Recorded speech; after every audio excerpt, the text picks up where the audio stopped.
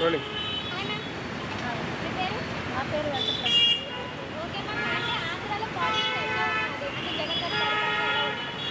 జగన్ గారి పరిపాలన చాలా బాగుంది. ప్రతి నెల ఏడుస్తూనే ఉన్నాం.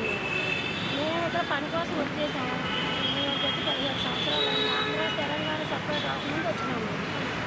ఇప్పుడు చంద్రబాబు నాయుడు ఉన్నప్పుడు 2 నెలలకు 3 నెలలకి వెళ్ళి పెన్షన్ తెచ్చుకునేవాళ్ళు. ఇప్పుడు ప్రతి నెల వెళ్ళవలసి వస్తుంది. రిజర్వేషన్ చేసుకుంటే వచ్చే డబ్బులు సరిపోవట్లేదు. మామూలుగా వెళ్దామంటే ఇటు నుంచి వెళ్ళి అటు నుంచి వచ్చేసరికి జ్వరాలు వచ్చి ఇక్కడ 2 రోజులు డ్యూటీకి పోతుంది. వెళ్ళినప్పుడు 2 రోజులు సెలవు వస్తుంది. వచ్చినాక 2-3 రోజులు సెలవు పెట్టుకోవాల్సి వస్తుంది. మళ్ళీ పనికి వెళ్ళాలి. ఇక్కడ 2 నెలలకు ఒకసారి ఒక్కొక్క పని పోతా ఉన్నాం. వచ్చిన డబ్బులు సరిపోవట్లేదు. ఎందుకు వెళ్తున్నామో మాకే అర్థం కాలేదు. ఇక్కడ ఎందుకు ఉన్నామో అర్థం కావాలి. ఈ జగన్ గారు పోయి ఎవరైనా వస్తే చాలామంది ఆంధ్ర వాళ్ళే ఉన్నారు లేడీస్. ప్రతి ఒక్కరు ఇదే బాధ. తర్వాత పరిపాలన అనేది నేను చదువుకోలేదు, అంతగా మాట్లాడడం రాదు. కానీ నాకు తెలిసినంత వరకు వీడు ఎప్పుడు పోతాడో అని ప్రతిరోజు దేవుడు ప్రార్థన చేస్తాడు. నిజంగా దేవుడు సాక్షిగా నువ్వు మైకి పెట్టావు 10 మంది చూస్తారని కాదు, నేను నమ్ముకుని దేవుడు సాక్షిగా చెప్తున్నాను. నాతో పాటు వచ్చిన ప్రతి వాళ్ళు ఎంతోమంది ఏడుస్తున్నారు. కానీ రేషన్ కానీ పెన్షన్ కానీ ఇంటింటికి పట్టుకెళ్ళి ఇస్తున్నారు చేస్తున్నారు అనేసి ఒక మాట అయితే ఇప్పుడు వీడు వచ్చేస్తున్నాడు. ఇంతకుముందు ఎలా తెచ్చుకున్నామమ్మా? ఇంతకుముందు మా పంచాయతీ వేరే చోట అయితే ఒక 2 పొలాలు 2 చెరువు గట్టులు దాటుకొని వెళ్ళి మోసుకొని తెచ్చుకునేవాళ్ళం అక్కడి నుంచి. అయినా అప్పుడు హ్యాపీగానే ఉన్నాం. ఇప్పుడు ఆడు పాల దగ్గర తెచ్చిచ్చినా ఏం సంతోషం లేదు. ఆడు ఒక్కరోజు ఇస్తాడు. వాడు వచ్చినప్పుడు అక్కడ కాపలా కాసి కూర్చోవాలి. ఇంతకుముందు అలా కాదు. మాకు ఎప్పుడు టైం కుదిరితే అప్పుడు మేము వెళ్ళి తెచ్చుకునేవాళ్ళం. నేను చంద్రబాబు నాయుడు పెన్షన్ ఇచ్చినప్పుడు నేను ఇక్కడి నుంచి 3 నెలలకు ఒకసారి వెళ్ళేదాన్ని. 1000 రూపాయలు పెన్షన్ ఇచ్చినప్పుడు 3000 వచ్చింది. అప్పుడు నాకు 500కి వచ్చింది. 2500 2000 పెన్షన్ ఇచ్చినప్పుడు కూడా నేను 3 నెలలకు ఒకసారి అంటే 6000 ఇచ్చేవాడు. కానీ ఇప్పుడు నాకు చిన్నపిల్ల ఉంది. ఆ పిల్లలు వదిలి వెళ్ళలేక తీసుకొని వెళ్ళలేక ఇద్దరికి చిన్నపిల్ల అంటే ఆమెకి నాతో పాటు నాకు వచ్చింది ఏమి డ్యూటీ పోతుందని ఒక నెల వెళ్తున్నాను, ఒక నెల వెళ్ళిపోతుంది. నాన్న ఎంతోమంది ఆడు ఏం చేస్తున్నాడు అవన్నీ.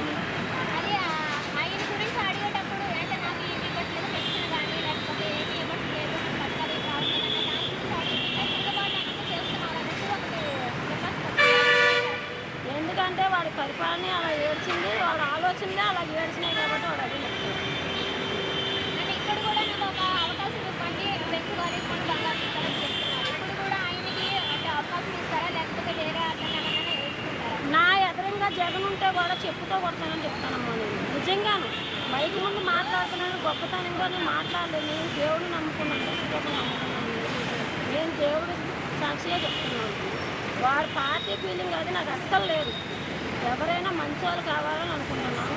ఈసారి ఎవరు వస్తారనే దాని గురించి నేను ప్రార్థించలేదు. వీడు మాత్రం పోవాలని ప్రార్థిస్తున్నాను. నేను దేవుడు ప్రార్థన ఆయన ప్లేస్లో వేరే వాళ్ళు ఎవరైనా వస్తే బాగుంటుంది. నేను అది ఏమనుకోలేదు. పవన్ కళ్యాణ్ అంటే మాకు ప్రత్యేకమైన అభిమానం ఉన్నది. ఆయనే రావాలని కూడా అనుకోలేదు. దేవుడికి తెలిసి ఎవరు మంచి వాళ్ళని, ప్రజలకు ఎవరు న్యాయం చేస్తారు. పవన్ కళ్యాణ్ గారు టీడీపీతో పొత్తు పెట్టుకుని వస్తున్నారు. అదైతే నాకేం తప్పు అనిపించలేదమ్మా.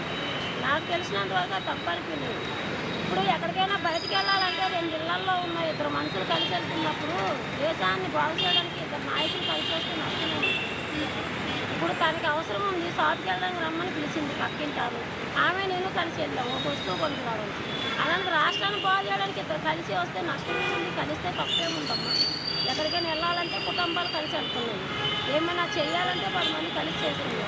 ఇప్పుడు పరిపాలన బాగాలేదు, రాష్ట్రం పాడైపోయింది. ఇద్దరు కలిసి బాగు చేయాలనుకున్నప్పుడు అందులో నష్టమేముంది. అంటే ఇంతకుముందు జగన్ గారి గురించి మాట్లాడుతుంటే ఆయన పరిపాలన ఏమీ లేదు, ఏం చేస్తాడు ఒక అధికారంలోకి వస్తారు, ఇద్దరు పెట్టుకుని చేశారు చంద్రబాబు నాయుడు గారు పవన్ కళ్యాణ్ గారు. ఇప్పుడు ఏ ముఖం పెట్టుకుని వస్తున్నారు అని చెప్పేసి మాట్లాడుతున్నారు. అవన్నీ మన ఫ్యామిలీలోనే చాలా జరుగుతాయి. మానేసుకుంటున్నామా? 2 అక్కజాలు ఉన్నారంటే ఉదయాన్ని తిట్టుకుంటాం, మధ్యాహ్నం భోజనం చేసినప్పుడు కలిసి మాట్లాడుకుంటాం. ఇది అలాంటిదే. అదేం తప్పేం లేదు. మంచి ఎందుకంటే మంచి ఉంటుంది, చెడు అనేది చెడు.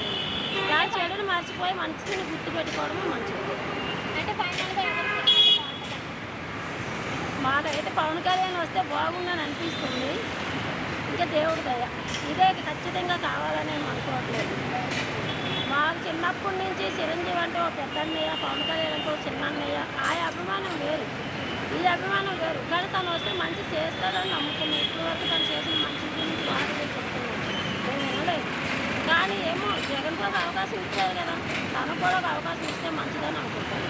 అంటే అధికారంలోకి రాకుండానే ఆయన అన్ని సేవలు చేస్తున్నారు. ఆయన వచ్చి డబ్బు అన్నది ప్రజలకు ఖర్చు పెడుతున్నారు. అట్లా అధికారంలోకి వస్తే ఇంకెంత చేస్తారు అని చెప్పేసి మాట్లాడుతున్నారు. ఇది నిజం. ఎవరి మనసుకైనా అదే నిజమని